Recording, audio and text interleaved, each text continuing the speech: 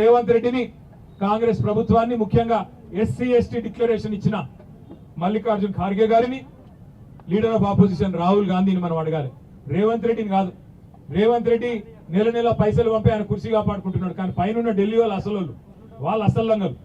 ఈయనను మోస్తున్నది వాళ్ళు, ఈయనను మన మీద రుద్దింది వాళ్ళు, నెల నెల పేమెంట్ కప్పం కట్టించుకొని ఈయనకు మళ్ళా రెన్యువల్ చేస్తున్నది వాళ్ళు. ఈయన రెగ్యులర్ సీఎం కాదు, రెన్యువల్ సీఎం. నెల నెల రెన్యువల్ కావాలి ఈయనకు. పైకి ఢిల్లీకి పైసలు పోకపోతే రెన్యువల్ రాదు.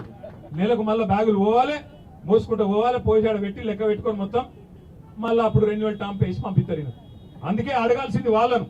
అవసరమైతే నేను ప్రవీణ్ కుమార్ గారిని కోరుతా ఉన్నా, ఇక్కడ కాదు అదేదో అంటారు చూడు, శిల్క ప్రాణం మాయల ఫకీరు ప్రాణం శిల్కలు ఉన్నట్టు రేవంత్ రెడ్డి కథ ఎక్కడ ఉంటుంది అంటే ఢిల్లీలో ఉంటుంది, టెన్షన్ పత్ర. అవసరమైతే జంతర్ మంతర్ కోదాం, ఢిల్లీ కోదాం, ఇడిచిపెట్టద్దు.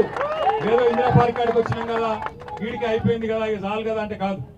ఖచ్చితంగా జీవో నంబర్ 17 రద్దయ్యేదాకా, రేవంత్ రెడ్డికి బుద్ధి వచ్చేదాకా, వాళ్ళు చెప్పినట్టు ఎస్సీ ఎస్టీ డిక్లరేషన్ లో ఖచ్చితంగా 30% ఎస్సీ ఎస్టీలకు, బీసీ డిక్లరేషన్ లో చెప్పినట్టు 42% బీసీలకు కాంట్రాక్టులు వచ్చేదాకా ఇడిచిపెట్టద్దు రాహుల్ గాంధీని, మల్లికార్జున్ ఖార్గేని.